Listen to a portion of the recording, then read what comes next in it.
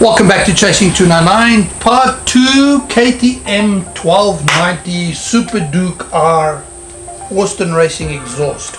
Yes. I'm Nev from Chasing 299 and this is... Chasing Pez.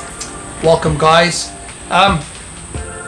Perry, we had a lot to learn from our first little escapade. We're gonna go through this step by step how not to do it, because it is very important that we relay the correct information to and how and why. Yes. So let's start off. The most important part that we learned out of this was to not rush into things. As soon as you get an exhaust, reframe yourself. Yes. From just going, oh, it must be on now. That's right. So what you're saying here is there has to be a little bit of research done here.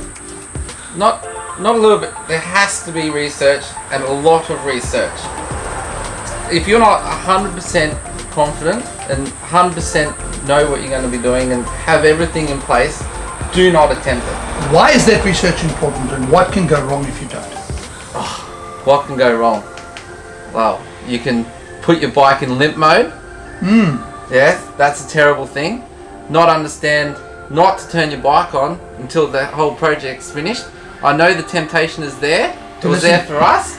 Yeah. There's no exhaust on the bike. Let's turn it on. That's a good idea. No, No. not.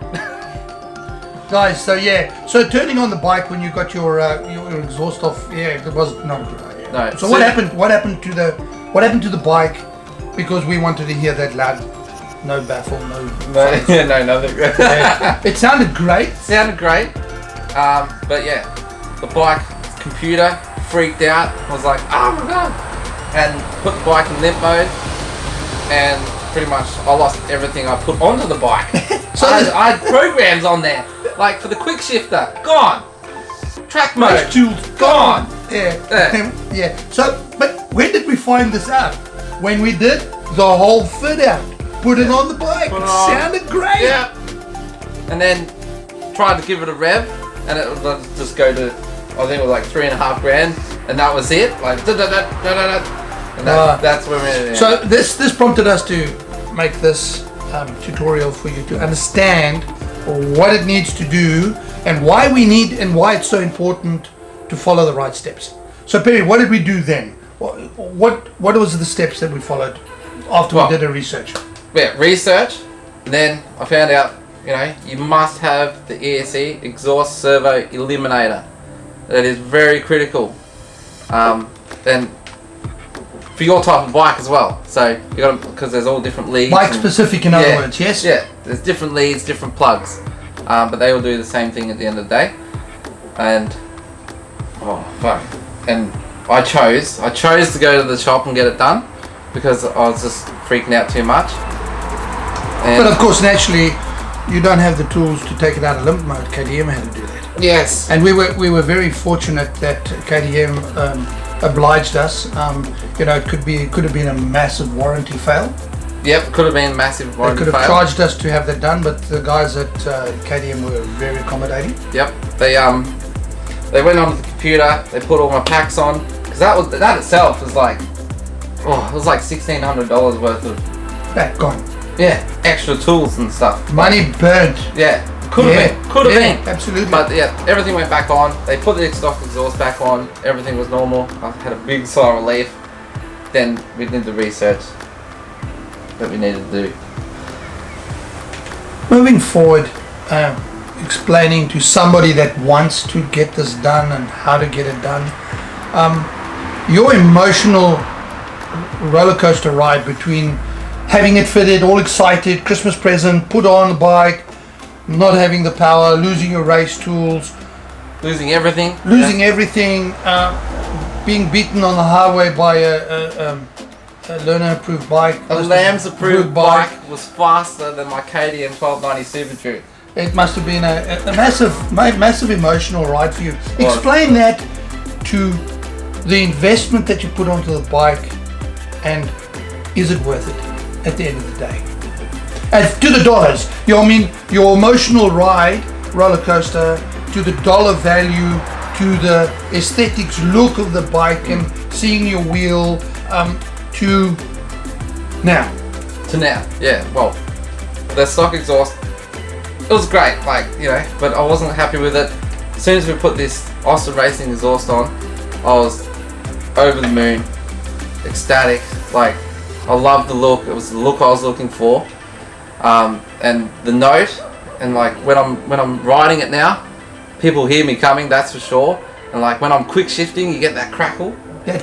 That Yeah, absolutely. Which you didn't get with the stock exhaust. And like going up mountain runs, like that's where it really comes into play. Yeah. You're going up the mountain, you're going through corners, and like you can hear it, like you can just hear what rev range. You don't even need to look at the rev limiter.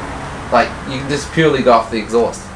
Just like, wow. And you feel the vibration, the noise, reaction time. How do you relate that noise? I mean, we've done a lot of exhaust studies in our previous videos, and value to dollar to performance ratio. How does it affect you as the rider? Well, the bike, when it comes out, like it's already amazing.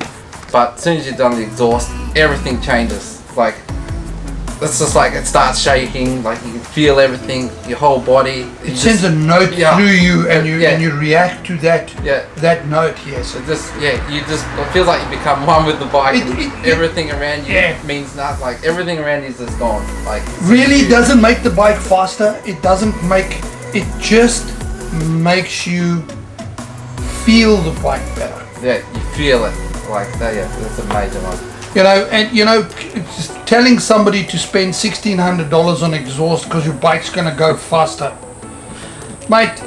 Yeah, a little bit maybe, but the difference is in the feel.